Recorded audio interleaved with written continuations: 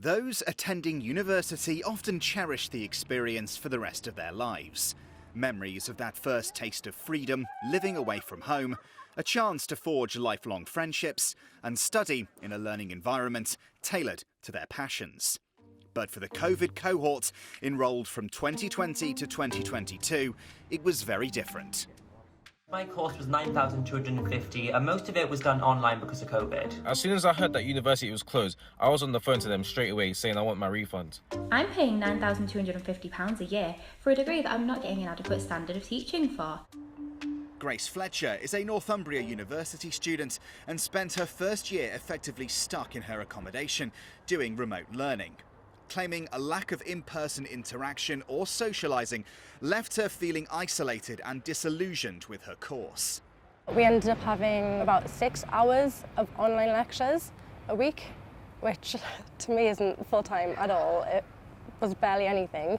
To be honest, I think paying £9,000 a year for 6 hours a week, it's not good. And for it to be online as well, when going in, we didn't know anybody in the course, we didn't get to meet the lecturers, and there was a lot of technology problems.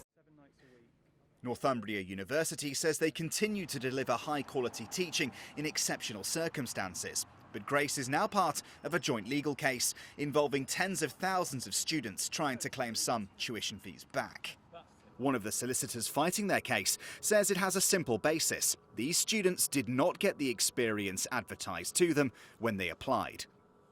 People choose a university based upon its facilities and its tuition. So if they'd have wanted to be taught on an online course, there are plenty of distance learning courses out there. That's not what they paid for. And we're getting feedback from lots of graduates saying it's hampered their opportunities in the job market because the employers also know it's an online learning course effectively on Zoom and the equivalent of YouTube.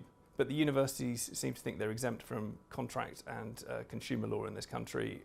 Universities UK is the body representing higher education institutions, and their president refutes the allegation that these degrees were not value for money. The universities were delivering learning and education and were providing support, albeit in a different format.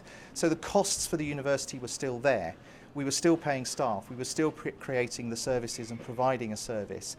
And the students, let's remember, met the learning outcomes, graduated on time and were not held back. The alternative would have been to close universities, stop all education and shut down.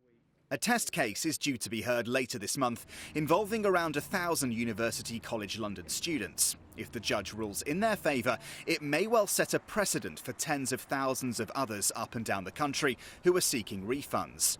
The pandemic may be over, but the long shadow of COVID-19 continues to cast itself over those who had their lives and their studies disrupted by it. Nick Smith, ITV News.